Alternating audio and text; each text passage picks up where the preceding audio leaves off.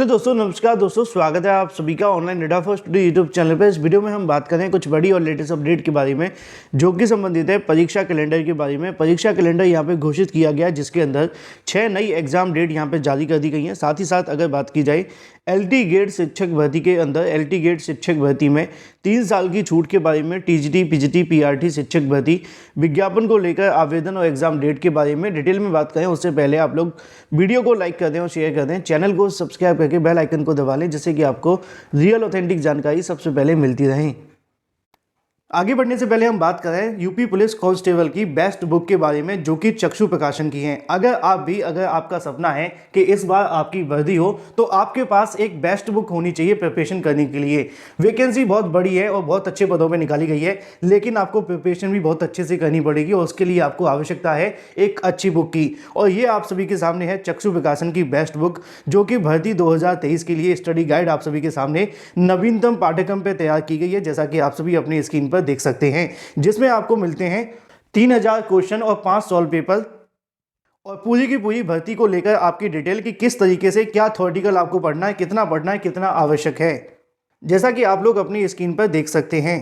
इस बुक में आपको मिलते हैं परीक्षा में आने वाले मोस्ट एक्सपेक्टेड क्वेश्चंस, उन क्वेश्चंस की सटीक उत्तरमाला, साथ ही साथ सभी उत्तरमाला का व्याख्यात्मक हल भी। आप इन बुक को परचेज कर सकते हैं अमेजोन या फ्लिपकार्ट से, दोनों के लिंक आपको वीडियो की डिस्क्रिप्शन में दिए गए हैं, या फिर आप ऑफलाइन स्टोर से भी इसको परचेज कर सकते हैं। अपनी तैयारी को और बेहतर बनाने के लिए चक्षु प्रकाशन का यूपी पुलिस उत्तर प्रदेश के लिए आप सभी के लिए जो यहाँ पर प्रैक्टिस सेट भी निकाले गए हैं जिनको आप सभी परचेज कर सकते हैं अमेजोन या फ्लिपकार्ट से, जैसा कि आप सभी की स्क्रीन पर है। लिंक वीडियो के डिस्क्रिप्शन में है, अभी परचेज करें।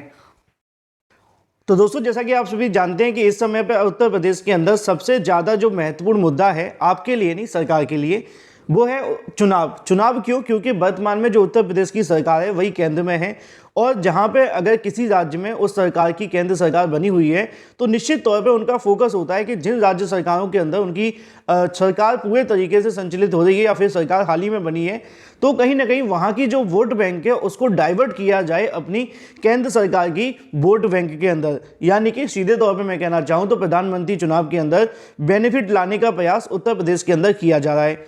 इसी को ध्यान में रखते हुए उत्तर प्रदेश के अंदर पिछले कई अलग अलग काम आपको देखने के लिए मिल रहे हैं, लेकिन मेरा काम आपको भर्तियों से संबंधित है तो मैं उसी पे आऊँगा। अब अगर बात की जाए एलटी गेट शिक्षक भर्ती के बारे में, तो आप जानते हैं कि एलटी गेट शिक्षक भर्ती का विज्ञापन पिछली बार 2018 में निकाला गया था।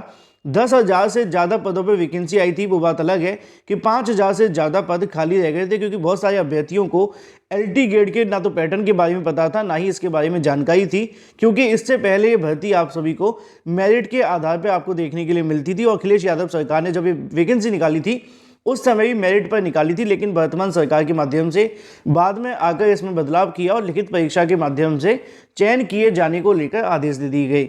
लेकिन अब मुद्दे की बात यह है कि एलटी गेट शिक्षक भर्ती 2018 के बाद से जब 5,000 से ज़्यादा सीटें खाली रह जाती हैं तो इसका विज्ञापन 2019 में आ जाना चाहिए था, लेकिन मामला कोर्ट में चला गया और बहुत सारे जो रिजल्ट हैं वो अटके रहे। 2020 के अंदर जैसे तैसे थोड़े बहुत रिजल्ट आने शुरू हुए और 21, 22, 23 के अंदर इनको पूरे तरीके से नियुक्तियां मिली।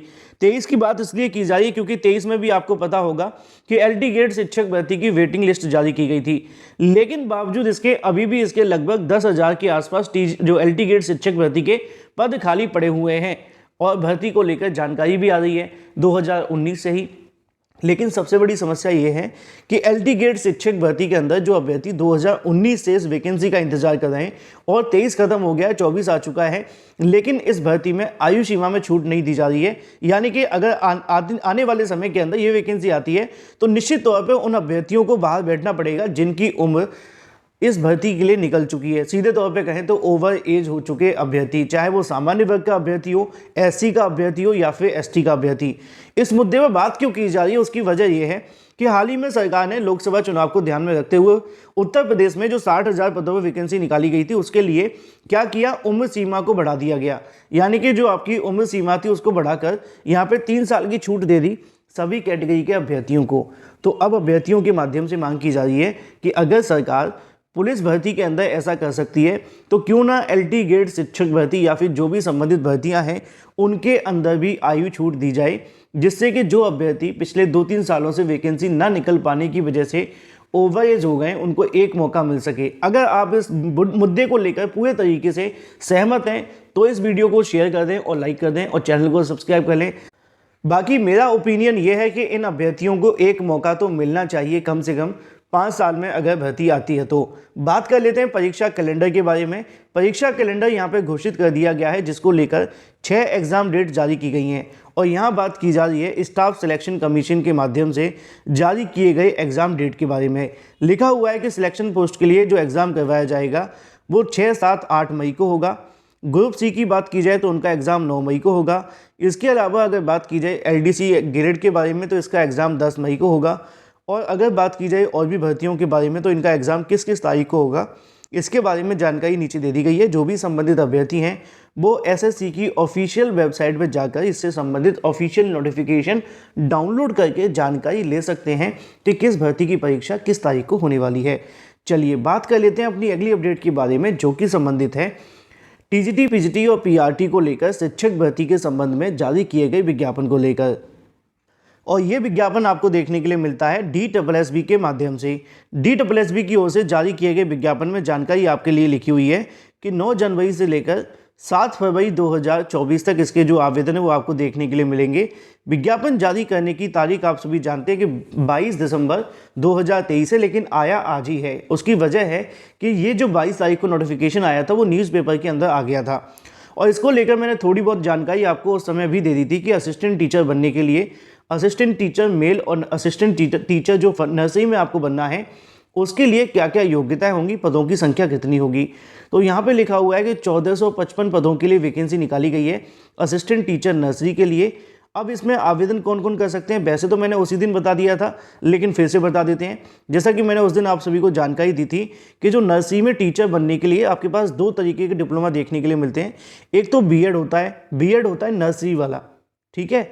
अगर आपके पास वो नहीं है तो nursery teacher education programme of duration of not less than 2 year, यानी कि जो सर्टिफिकेट या डिप्लोमा है वो आपका वो 2 साल से कम का नहीं होना चाहिए।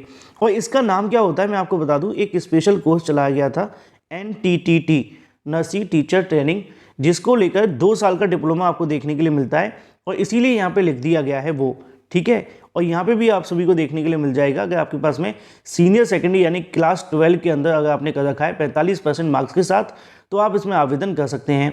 और आपको हिंदी में थोड़ी बहुत जानकारी होनी चाहिए जो कि लिखी हुई है, ठीक है। पे स्केल कितना होगा तो 35,000 से लेकर 30 साल से ज़्यादा की उम्र नहीं होनी चाहिए। तो ये तो बात हो जाती है आपको लेकर कि भाई कौन कौन अभ्यर्थी इसमें आवेदन कर सकते हैं। अब इसके साथ क्या हुआ था कि PGT की वैकेंसी भी निकाली गई थी। मैं पूरा नोटिफिकेशन आपको नहीं दिखाऊंगा, बस एक जानकारी दे दूं कि इसी के साथ में ना PGT की वैकेंसी भी निकाली गई थी और उसको लेकर भी ऑफिशियल वेबसाइट पर नोटिफिकेशन जारी कर दिया है। अगर आप DSSB को लेकर हाल ही में निकाली गई TGT को लेकर या फिर इसके अलावा जो PGT वैकेंसी निकाली गई और जो नर्सरी की वैकेंसी है प्री प्राइमरी की, तो उसमें जाकर आप लोग अधिक जानकारी ऑफिशियल वेबसाइट पर ले सकते हैं। इसका नोटिफिकेशन जारी कर दिया गया है, लेकिन अभी इसके आवेदन 9 जनवरी से देखने के लिए मिलेंगे। बात कर ली जाए अपनी अगली अपडेट के बारे में, जो कि संबंधित है 60,000 पदों पर नई भर्ती के आवेदन के बारे में। इसके अलावा यूपी पुलिस कांस्टेबल को लेकर, जैसा कि आप जानते हैं कि यूपी पुलिस कांस्टेबल भर्ती के अंदर अभ्यर्थियों को यहाँ पे छूट दे दी गई है। छूट क्यों दी गई वो आप जानते हैं कि ऐसे अभ्यर्थी जो कि ओवर एज हो गए थे, उनके पास अब कोई मौका नहीं बचा था, तो अब यहाँ से सरकार के माध्यम से 3 साल की छूट दे दी गई। लेकिन यहाँ पे एक बड़ी जानकारी आप सभी के लिए है आवेदन को लेकर। यहाँ पे आपको देखने के लिए मिलेगा, आज ही के न्यूज़पेपर में जानकारी देखने के लिए मिलती है। आजा भाई, क्या हुआ, क्यों ना आ जाए। ये देखो, ये लिखा हुआ है सिपाही भर्ती के लिए ऑनलाइन आवेदन शुरू, बढ़ सकती है अंतिम तारीख। उत्तर प्रदेश पुलिस सिपाही भर्ती के लिए 60,244 पदों पर ऑनलाइन आवेदन शुरू हो गए हैं। अभ्यर्थियों को बुधवार को पूरा दिन उत्तर प्रदेश भर्ती एवं प्रोन्नत बोर्ड की वेबसाइट पर ऑनलाइन आवेदन प्रक्रिया शुरू होने की वेट करना पड़ा। ऐसे में सीएम योगी के आदेश के बाद से इसको अपडेट कर दिया गया 3 साल की छूट को लेकर। लेकिन यहाँ पे ये भी लिखा हुआ है कि आवेदन में कहीं ना कहीं जो चीज़ें हैं वो आगे बढ़ाई जा सकती हैं। आवेदन प्रक्रिया के अंदर समय बढ़ाया जा सकता है, जिसको लेकर यहाँ पे भी आप सभी को जानकारी देखने के लिए मिलेगी। बाकी अभी आवेदन शुरू हुए, खत्म होने के बाद ये डिसाइड होगा कि तारीख बढ़ेगी कि नहीं। Thank you for watching this video.